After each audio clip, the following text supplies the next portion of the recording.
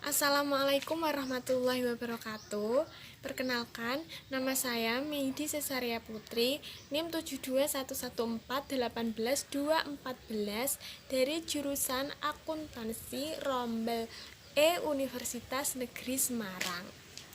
Di sini saya akan menjelaskan tentang segitiga kecurangan dalam penyajian laporan keuangan beserta contoh kasus yang pernah terjadi di Indonesia ya guys.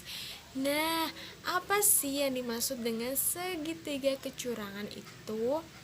Bukan cinta segitiga ya guys. Kalau cinta segitiga itu ada aku, kamu, dan dia. Tapi di sini kita belajar tentang segitiga kecurangan di dalam penyajian laporan keuangan. Nah, yang dimaksud segitiga kecurangan di dalam laporan keuangan itu terdiri dari yang pertama ada insentif atau tekanan, kemudian yang kedua ada kesempatan, dan yang ketiga ada sikap atau rasionalisasi. Nah, di sini saya akan menjelaskan ketiga unsur tersebut.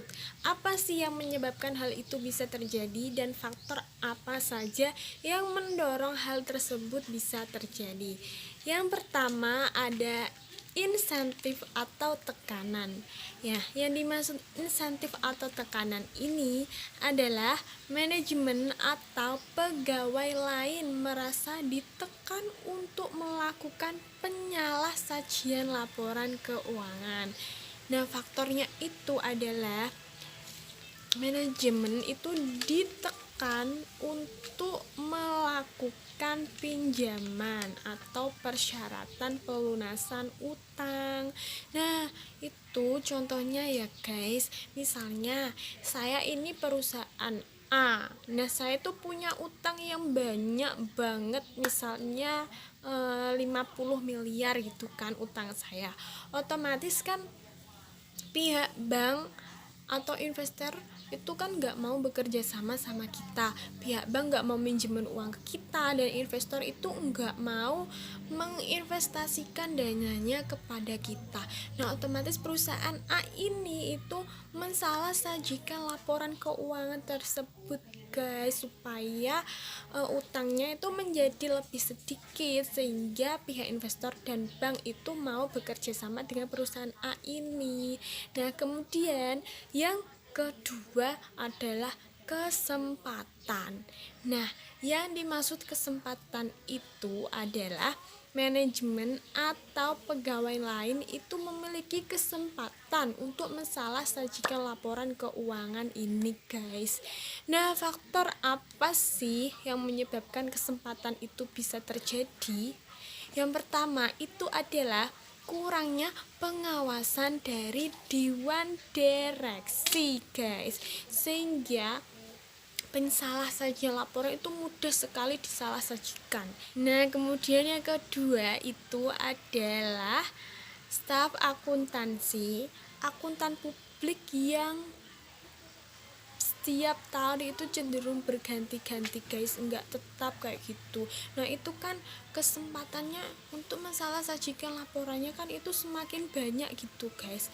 Nah, kemudian yang ketiga adalah pengendalian internal yang lemah. Nah, itu tuh sangat memicu sekali terjadinya pensalah sajian dalam laporan keuangan. Nah, kemudian yang ketiga itu adalah sikap atau rasionalisasi.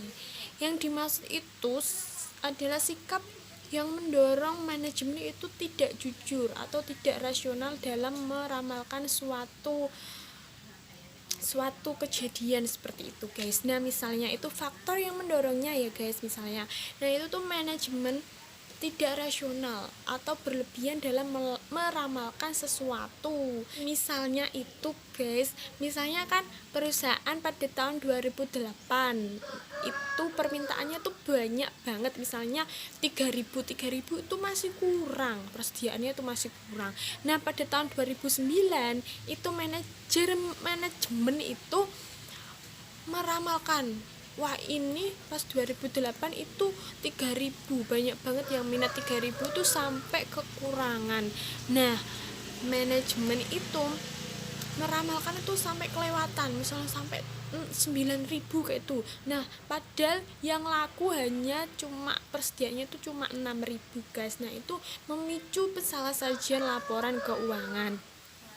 Seperti itu guys. Nah, itu saya udah menjelaskan ketiga-tiganya itu. Yang pertama ada insentif atau tekanan, kemudian yang kedua ada kesempatan, dan yang ketiga adalah sikap atau rasionalisasi. Lanjut ke contoh kasusnya ya guys. Ini tuh pernah terjadi di Indonesia pada tahun 2005.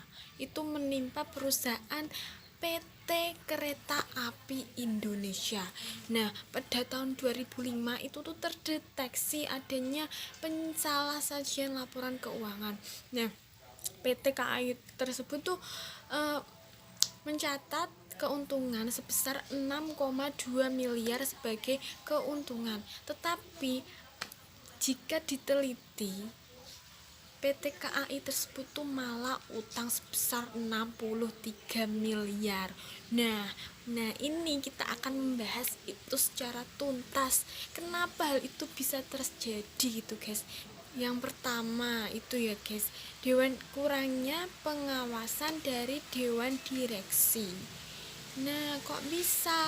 Lah ini guys, pada tahun 2003 itu kan ada tagihan 3 tahun itu belum ditagih sebesar 95,2 miliar, itu belum ditagih, tapi malah dimasukkan ke pendapatan sehingga adanya pensalahsajian laporan keuangan. Nah, itu disebabkan kurangnya pengawasan dari dewan direksi. Lah itu masuk ke adanya kesempatan di dalam segitiga kecurangan guys. Yang kedua ya guys, yang kedua itu karena staf akuntansi dan akuntan publik cenderung berubah-ubah setiap tahunnya. Nah, pada tahun 2003 dan tahun-tahun sebelumnya itu PT KAI ini tuh diaudit oleh Badan Pengawas Keuangan. Kemudian tahun 2004 itu diaudit oleh Badan Pengawas Keuangan dan Akuntan Publik. Kemudian yang tahun ini 2005 ini diaudit oleh KAPS mana saja, tidak melibatkan Badan Pengawas Keuangan, sehingga banyak terjadi pensalahsajian dalam laporan keuangan. Nah, ini masuknya tuh di dalam kesempatan guys, kesempatan dalam segitiga kecurangan yang tadi saya udah jelaskan. Lanjut yang ketiga itu karena manajemen dari PT KAI itu tuh tidak melakukan pencadangan kerugian piutang guys, sehingga menyebabkan PT KAI tidak memiliki dana untuk melakukan adanya jika terjadi piutang, lonjakan piutang yang banyak seperti itu guys. Nah, itu tuh termasuk ke dalam sikap atau rasionalisasi ya guys, karena manajemen itu tidak rasional untuk mencadangkan piutang tersebut, yang seharusnya dicadangkan malah tidak dicadangkan, seperti itu guys. Kemudian lanjut yang keempat itu adalah adanya tata kelola dan pengendalian internal yang lemah, sehingga menyebabkan dewan direksi itu hanya bisa melihat laporan keuangan tersebut tuh kalau sudah jadi, sehingga rawan sekali terjadinya pensalahsajian laporan keuangan tersebut. Sekian penjelasan materi segitiga kecurangan dalam penyajian laporan keuangan beserta contoh kasusnya. Apabila ada salah-salah kata, saya mohon maaf yang sebesar-besarnya. Minal aizin wal faizin, mohon maaf ya lahir dan batin. Wassalamualaikum warahmatullahi wabarakatuh.